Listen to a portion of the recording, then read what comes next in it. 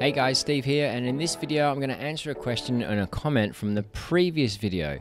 The question was, do you see the Rising Stars moments part of the Edwards challenge going back up in price before the end? Other people in Facebook have been asking me, do I think the price is going to go down? Another person on Facebook also asked me, how do I think the Rising Stars reward is going to be priced, considering that it's going to be the dunk of the year?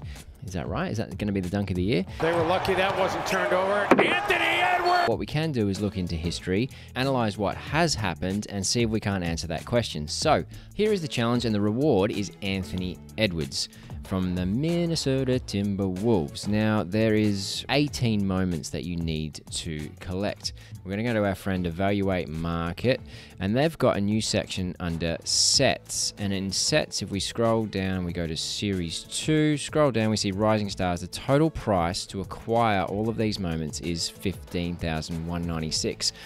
Now, this is the total price for 18 moments, but you only need 9 for the Anthony Edwards challenge, and these are the prices based on the time of recording. Now, I didn't want to do another challenge video straight up, but it was in the comments, so I thought, why the hell not? Sure enough, he pointed me to an NBA video posted 20th Feb, not so long ago, and literally the first dunk on the 20-minute video is Anthony Edwards absolutely posterizing the Toronto Raptors. Now, usually this would be my Aussie mate Aaron Baines getting posterized. Thank goodness it isn't, but it is a monster dunk, and this is the moment, the reward that you get if you complete this challenge. Now, I watched this entire 20-minute video, and I have to say, he is the dunk of the year so far. He's actually got his own top 5 in this video. He's got 5 or 6 dunks in this video alone, just Anthony Edwards. So he's definitely got the most nominations to win this Dunk of the Year award. Here are the challenges that you need to get to complete. Brandon Clarke, 449.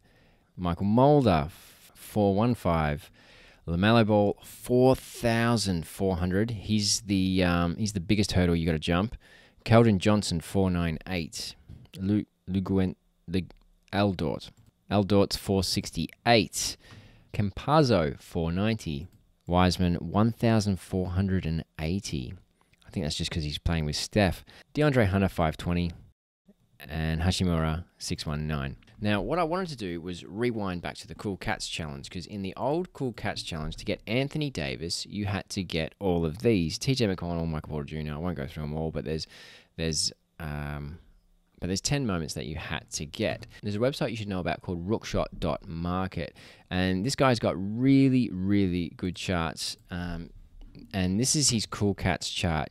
You can see all the moments that we just saw here and their value accumulated over time. Here is the boom of February 22nd, 23rd, and then it naturally, like the whole marketplace, it came down, leveled out, and then the challenge ended. Then, in the red here, everyone got their Anthony Davis reward. That ended up being worth $12.65, and it's still worth about $550 at the moment. The rest of them, I had PJ Washington, dropped off a cliff. I remember PJ, and I should have sold him right over here for $680 odd, because I wasn't going for the Cool Cats Challenge. I was a bit early in my journey to start spending $5,000 on a Cool Cats Challenge. But I had PJ Washington, and I was, like most of the time, I was in holding mode. And then I saw him drop off a cliff, and now he's worth not much. I don't think he's even worth, I think he's about $80 at the moment. So he's not worth much at all. So I really didn't maximize my opportunity there. Now, I actually saw PJ go down in value before the challenge ended, which surprised me because I was looking to sell him just before it ended, but the prices already went through the floor. Cool Cats 3 is rumored to be coming any minute now, so hopefully that reinvigorates the whole challenge. But this chart clearly shows that there's a drop in value as soon as you get it. But if you were keeping these for the Master Challenge, you're obviously holding long term. But if you were selling off, not only did you have all these moments for around $3,500, you then got a $1,200 Anthony Davis, which some people flipped. The question here is, are you willing to spend 10-ish grand to get Anthony Edwards? Now, what is Anthony Edwards going to be worth? Let's go back to the marketplace. What we're going to do is filter by sets. We're going to go all the way down to Rising Stars Series 2. Now we're going to sort it by lowest ask descending. Here's what I think is going to happen. The players that people want are going to hold value. The players that people don't want are not going to hold value. So let's assume Anthony Edwards is somewhere in this top range of somewhere between $4,000 and $1,400. That's where I see Anthony Edwards. If he ends up being Dunk of the Year, it's going to be a little bit more. If I say he's going to be worth LaMelo, that might be a little bit generous. If I say he's going to be at least worth Ja Morant, that might be too light on him. So somewhere in between, I imagine, is what Anthony Edwards is going to be worth. So the question is, are you willing to spend 15 grand to get another 2 grand or 3 grand or 4 grand, whatever Anthony Edwards is going to be worth? Now, the thing about the rising stars is they're rookies, and rookies are valuable in the Top Shot marketplace.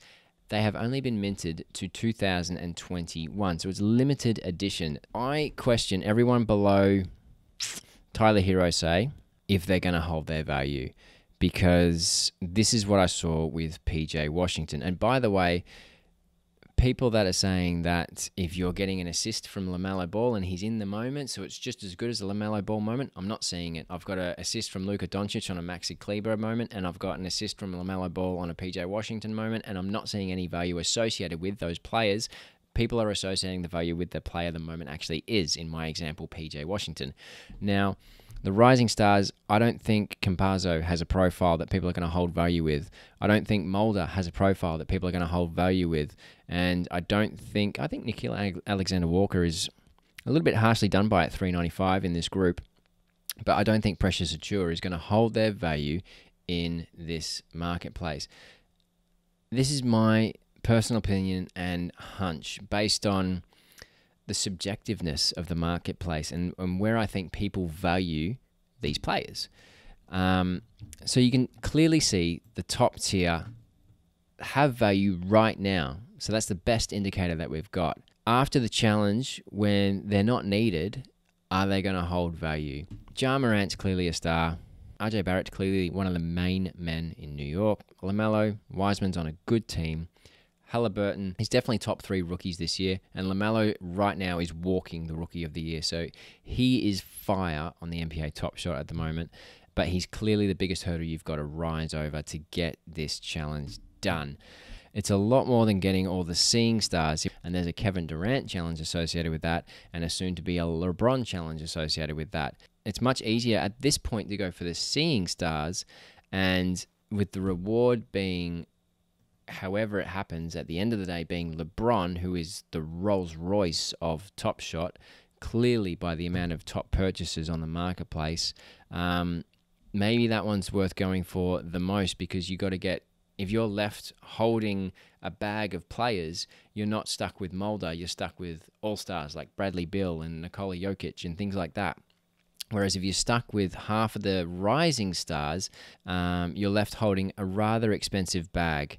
So when I'm looking at these challenges, what I'm thinking is, am I willing to spend $6 to make an extra 2? Am I willing to spend $6,000 on seeing stars to get LeBron, who might be worth 1 or 2 grand? Now, none of this is financial advice. I'm just an idiot making videos, looking at the data. If I look at LaMelo, 1,700 of these moments are owned. 14% are still in packs. Why are they still in packs? Some people don't open their packs and they're looking to sell the packs off market, or in future the marketplace will allow us to sell packs just like they sell moments. If you look on eBay for packs, you'll see how expensive that people are trying to flog them for. Will these moments go down?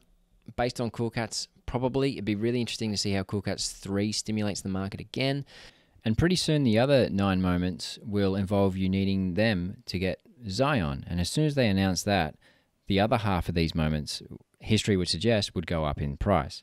So as soon as that happens, maybe you want to get them now, and because Zion is Zion, he always holds value. Maybe you want to get them now. Who knows? Your choice. So what I'm thinking is, will you spend 10 grand to get an extra 2 or 4K? Will the new All-Star moments announced further dilute the desire for the rising stars? But with all the shiny new stuff, don't forget to look back. So maybe you want to go back to the rising stars as things get a little bit diluted with all these different types of challenges that's going on. That's what I'm thinking. And with seeing stars, are you willing to spend 6 or 7 grand in order to get another in Kevin Durant and LeBron James?